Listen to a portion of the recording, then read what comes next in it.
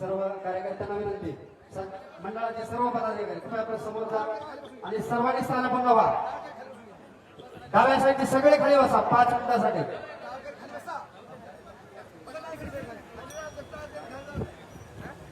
सगळ्यांना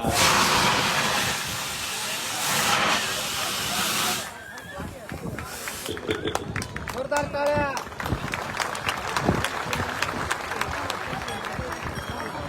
सगळ्यांना रामकृष्ण आहे. आपल्या कोरपीनगरच्या अखंड हरिनाम सप्ताहाच्या निमित्तानं आपले सगळ्यांचे गुरु महंत परमपूज्य शिवाजी बाबाजी यांच्याही चरणी नतमस्तक होतो.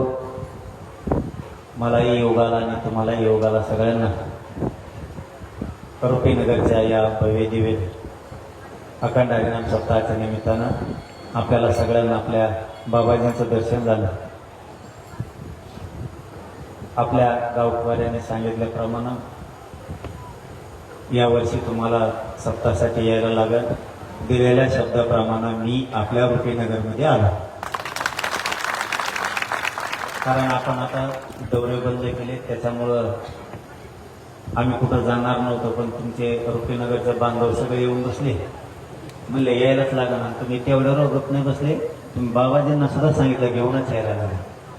आपण कुणीच बाबाजींचा शब्द मोडत नाही. बाबाजींना आम्ही सांगितलं आम्ही तुमच्याही पुढे जाऊन थांबतो. कारण आता 1 वर्षासाठी पुन्हा पुन्हा मला तेच सांगायची वेळ येते.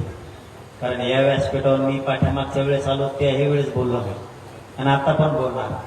कारण हे पवित्र व्यासपीठ आहे, इथं एका जाती धर्माचं कोणी बोलायचंच नाही. एवढीच एक पवित्र जागा आहे. आता वारकरी संप्रदायाचे तिथं जातीवाद होत नाही.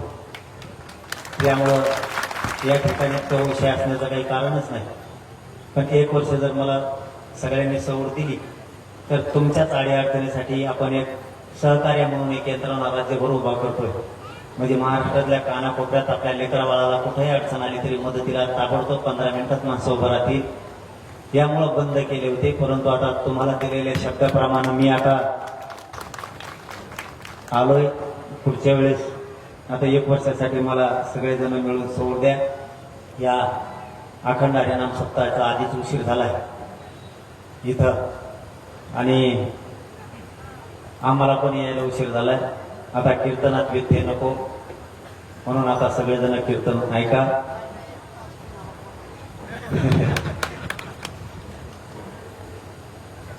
बाबाजींनी सांगितलं त्यावेळेस आपण सगळे विषय हाताळले घेतले. बाबाजीच्या शब्दाच्या पुढे आतापर्यंत खरंच कधी गेलो नाही.